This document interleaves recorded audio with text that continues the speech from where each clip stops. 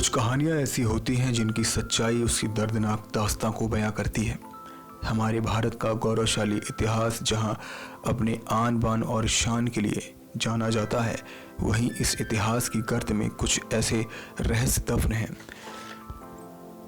जिनकी कल्पना करने से ही इंसान की रूह कांप जाती है, क्योंकि वो रहस्य जिस स्याही से लिखी गई है उसे रक्त कहते हैं। एक समय था जब भारतवर्ष में मराठों का बोलबाला हुआ करता था, मुगलों पर जिनकी विजय पताका लहरा चुकी थी और उनकी वीरता को इतिहास के स्वर्णिम पन्नों पर लिखा जा रहा था। पर किसी ने कभी नहीं सोचा होगा कि उस पन्नों पर एक समय ऐसा भी आएगा जब रक्त की लाल स्याही से एक खौफनाक मंजर भी लिखा जा सकता है। ये एक ऐसा सच है जिसके पीछे एक हत्या की साजिश है और उस बेरहम साजिश को करवाने वाले उसके अपने हैं। महाराष्ट्र पुणे का शनिवार वाड़ा, जिसे बाजीराव ने अपनी बेगम मस्तानी को भेंट स्वरूप दिया था और बाद में इसे नाम मिला मस्तानी महल। कहते हैं आज भी इसके दीवारों से एक आवाज़ आती है जिसमें छिपी है खुद को बचाने की संघर्ष और ऐसा दर्द जो हर इंसान की रूह को हिला दे।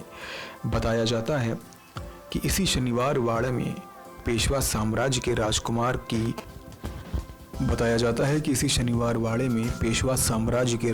की निर्मम हत्या कर दी गई थी और आज भी उस राजकुमार की आत्मा उस महल में अतृप्त अवस्था में भटक रही है और अपनी रक्षा के लिए रोते हुए मदद की गुहार लगा रही है।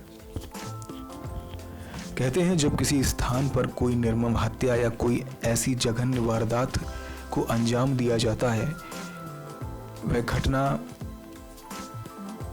उस जगह को एक नकारात्मक प्रभाव के रूप में छोड़ देती है और ऐसा इसलिए शनिवार वाड़ा के साथ भी हुआ।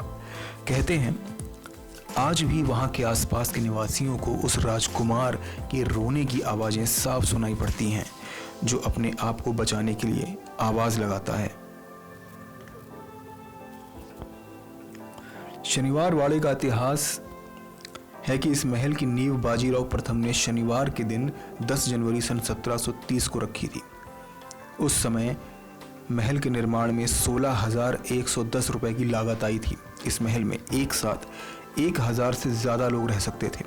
शनिवार वाड़ा में कुल 5 दरवाजे हैं। पहले गेट को दिल्ली दरवाज़ा, दूसरे को मस्तानी, तीसरे को खिड़की, चौथे को नारायण और 5वें को गणेश दरवाजे के नाम से जाना जाता है। 1818 तक ये महल पेशवाओं के अधिकार में रहा। 1828 में इस महल में आग लगी और महल का सबसे बड़ा हिस्सा आग की चपेट में आ गया।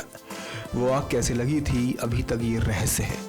इस किले में 30 अगस्त 1773 की रात को 16 साल के नारायण राव, जो कि मात्र 14 साल में मराठा साम्राज्य के पेशवा बने थे, उनकी षड्यंत्र करके निर्मम हत्या कर दी गई थी।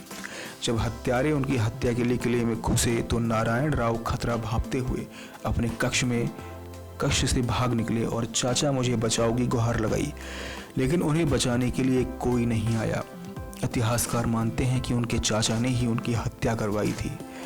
स्थानीय लोग कहते हैं कि अमावस्या की रात अब भी एक दर्द भरी आवाज़ सुनाई देती है जो बचाओ बचाओ पुकारती है। कहते हैं ये आवाज़ नारायण राव की है जिसकी हत्या करवाई गई थी।